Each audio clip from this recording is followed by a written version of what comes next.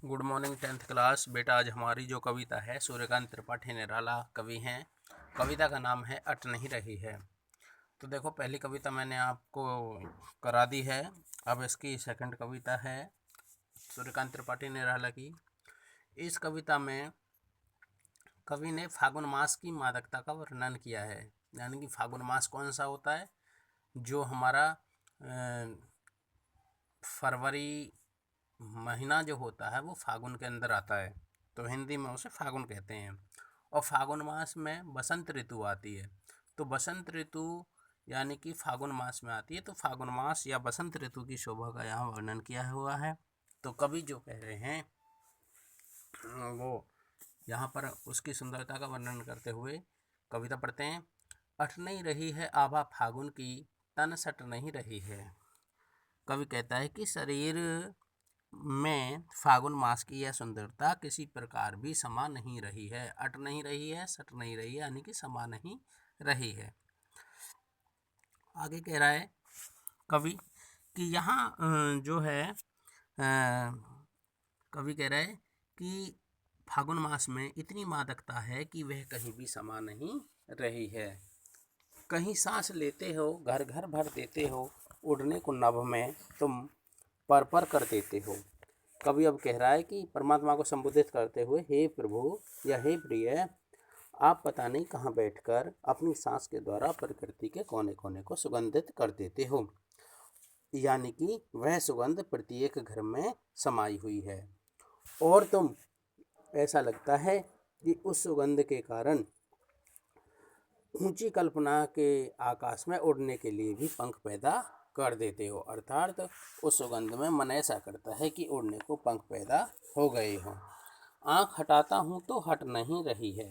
यदि मैं उस प्राकृतिक सौंदर्य से यानी कि फागुन मास की सुंदरता से आँख हटाता हूँ, अपनी दृष्टि हटाना चाहता हूँ, नज़र हटाना चाहता हूँ, तो मैं वह हटा नहीं पा रहा हूँ। अर्थात उस सुंदरता से मेरा मन बंध गया है। अर्थात मैं पूरी तरह से उस सुंदरता पर आकर्षित हो गया हूँ। आगे देखिए कवि कह रहा है, पत्तों से लदी डाल कहीं हरी कहीं लाल, कहीं पड़ी है उर्में मंद गंध पुष्पमाल, पाठ पाठ शोभा श्री पट नहीं रही है।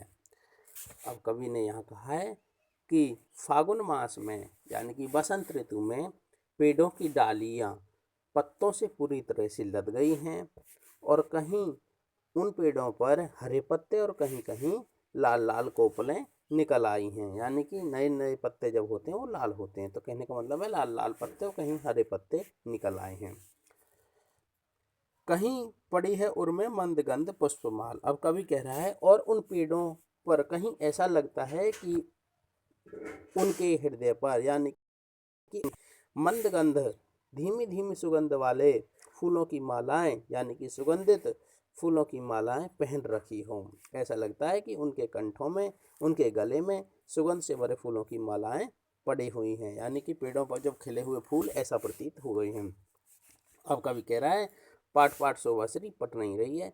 हे प्रभु या हे प्रिय, जगह जगह जो ये प्राकृतिक शोभा का जो वैभव है, ये जो छाई हुई है, यह सुंदरता, यह शोभा, यह कहीं भी वातावरण में समा नहीं पा रही है और चारों ओर बिखरी पड़ी है। तो बेटा आशा करता हूँ आपके ये याद हो गया होगा। इसमें अब आपको अलंकार बता देते हैं। अनुप्रास अलंकार है, अट नहीं रही है, यानी कि है की आवृत्ति के कारण है लास्ट में है, तो इसलिए अनुप्रास। घर घर भर देते हो, यहाँ रे की आवृत्ति के कारण भी अनुप्रास है और घर घर में पुनरुक्ति प्रकाश है। पर शब्द में आप यहाँ पर यमक अलंकार करें, पर कर देते हो। आगे देखिए, कहीं सांस लेते हो घर घर भर देते हो, उड़ने को नभ में तुम पर कर देते हो। यहाँ मानवीकरण करिए। सारी कविता में मानवीकरण अलंकार है। भाषा सरल सहज भावपूर्ण है, खड़ी बोली का प्रयोग है। पहली लाइन लिखोगे आप कि कवि ने यहाँ पर फागुन मास की सुंदरता और उसके कारण फैला हुआ जो प्राकृतिक सौंदर्य है उसका वर्णन किया हुआ है। उसमें चारों ओर हरियाली छा जाती है, मादकता लिए हुए है। प्राकृतिक सुंदरता का वर्णन है, भाषा में गेय तत्व विद्यमान है, एतुकांत छंद है, प्रसाद गुण, खड़ी बोली का प्रयोग हुआ है, तत्सम शब्दावली का प्रयोग है, अनुप्रास, पुनरुक्ति प्रकाश, मानविकरण अलंकारों का प्रयोग हुआ है और गेय तत्व विद्यमान है। ये आपका इसमें शिल्प सौंदर्य हो जाएगा। तो ये आपको याद करना है। इसके अभ्यास के और परीक्षा उपयोगी क्वेश्चंस हैं वो याद करें। तो अभ्यास में से आप करोगे इसमें सेकंड क्वेश्चन, थर्ड क्वेश्चन और फोर्थ क्वेश्चन, ये तो आप अभ्यास में से करने हैं, हट नहीं रही है कविता के। और परीक्षा उपयोगी में आप इस कविता से जो संबंधित पहला क्वेश्चन है, अट नहीं रही है के आधार पर बसंत ऋतु की शोभा का वर्णन कीजिए, वो करना है। बाकी ऑप्शन टाइप हैं। Okay, thank you.